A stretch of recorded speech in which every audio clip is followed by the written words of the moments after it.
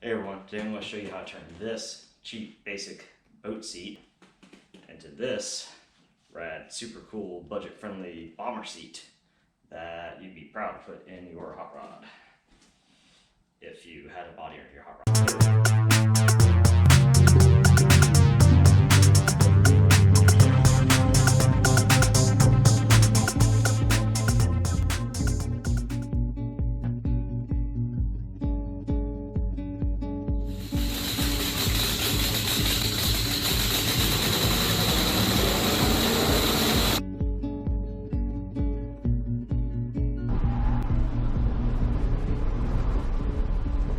Today's project is take these cheap basic boat seats and turn them into these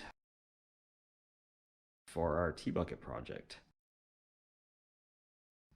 These are pretty basic seats that we picked up at Gander Mountain. They're just your generic folding bass boat seats. Nothing special. They got a little strap here to hold them shut. Some really chintzy aluminum brackets here on the back that let them fold up and down.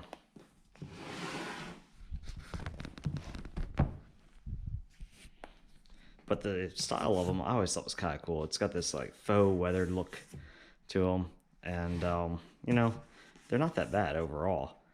They just don't really look the part in a hot rod. So what we're going to do with these things is dress them up a little bit. Your standard hot rod bomber seats from World War II vintage are now 70 years old and very hard to come by, basically non-existent. And recreations are $300 to $500. And that's just not in the budget for this thing. So we're going to take these and dress them up a little bit and try and make them look the part. Try and improve the ergonomics a little bit. We'll pull this this backrest up a little higher and replace these little cheap folding brackets with something that kind of completes the look of the seat a little bit. So let's get started. All right, so we're going to start by disassembling our stock seat. The way this is constructed is it's just a plastic base that these screws are threaded into to hold the brackets on. So pop those out. And we'll save the screws because we use them to reassemble with the new brackets.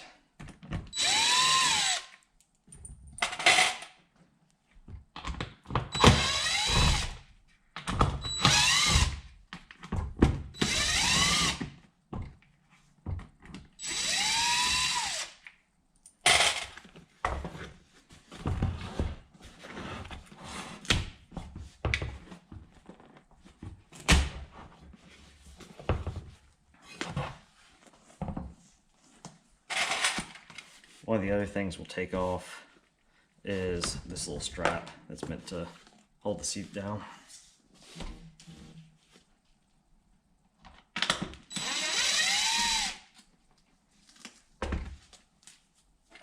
We don't really need that anymore. So there's our base. These are just corner protectors to keep it in good shape while it's, you know, being transported and shipped and sold. And pop those off once we're done, but we'll leave them on now because it does protect it.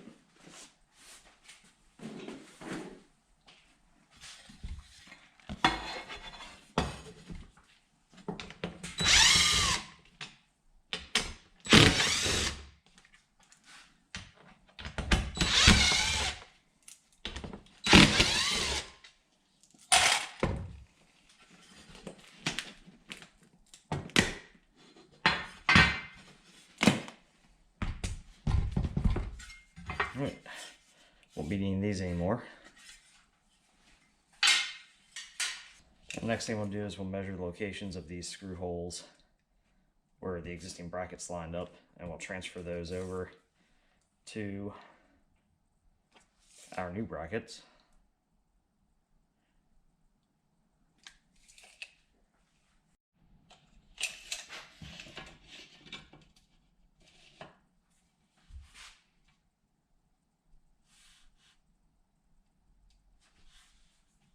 And then we'll just drill the holes out.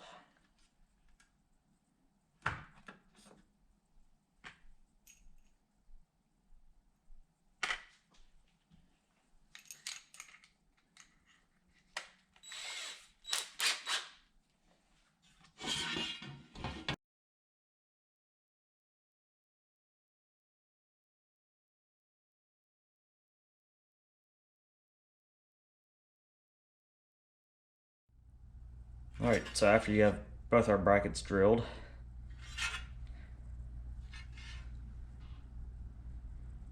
we'll go ahead and grab our cushions, and using the hardware we took off of them, just reassemble them.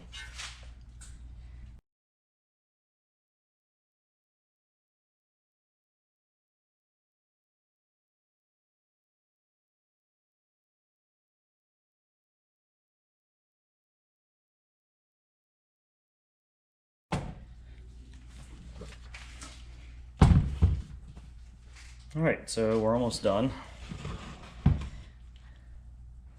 One thing we still want to do though is I have a brace to add in here that should kind of fill this area in, stiffen it up a little bit, and add a little bit more detail to it.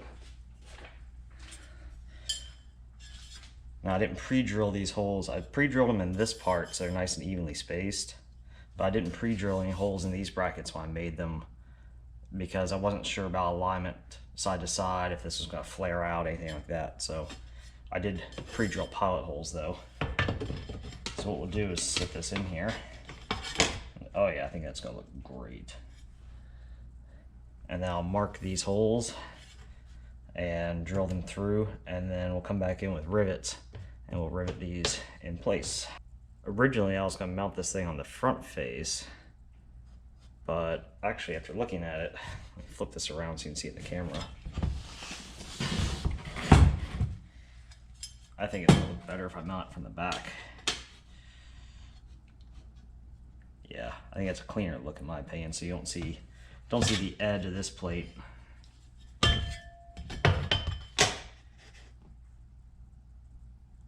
Yeah, I think it looks better from the back. Yep, I think that's what we're gonna do instead. Let's do that.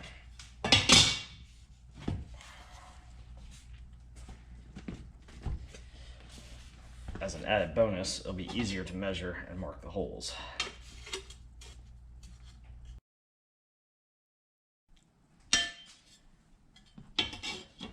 Now normally I'd be doing this a little differently. I'd be using a drill press, I'd be using transfer punches, that sort of thing. But what I wanted to show was that this is achievable in a home garage with basic tools. And so that's why just hand tools and basic stuff.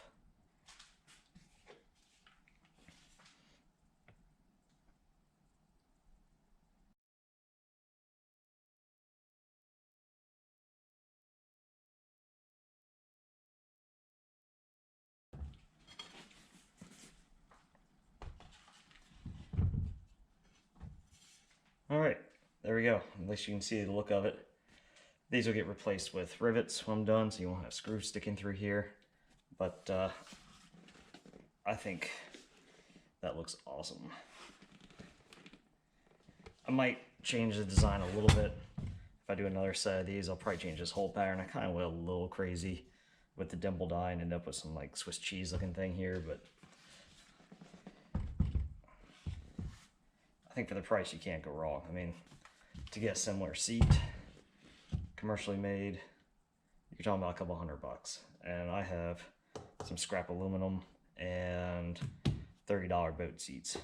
So one other detail that I haven't talked about on this is the side brackets I made for these. I just kind of made up this profile. This is 1/8 inch aluminum. The holes were made with an 1.25 inch hole saw. This pattern was cut with a scroll saw or jigsaw, and the dimple die was like $30 from Amazon.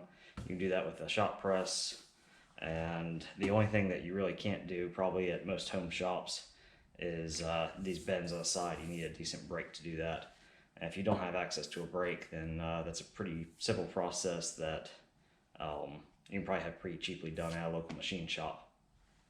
And the holes, I left these undrilled until I took measurements off the seats, because with bending these legs, if you don't get the leg length perfectly right, then your hole alignment might be off. So I felt like it was better to leave them off and then drill them after the fact. Here's our before and after comparison. I personally think we nailed this. I love how the dimple dyed aluminum construction looks on this seat. It does look like it belongs, or would be at home in a traditional-ish hot rod compared to what we started with. It's a lot stiffer, a lot stronger. These brackets were really weak, and these aluminum brackets are nice and strong, and they tie the whole seat together a lot better. It's not 100% finished. I still have to finish drilling the rest of the holes here, and we'll come back in at rivets, but I just wanted to temporarily put it together just to check fit, see how it's going to look. And I'm going to take it back apart and actually finish the aluminum, polish it up a little bit, and make it really pop. But I'm pretty pleased with them. If you like this, it helps in any way, please consider subscribing. It does help grow the channel. It's not going to hurt you a bit to do. Just click the little button in the bottom right. And thanks for watching.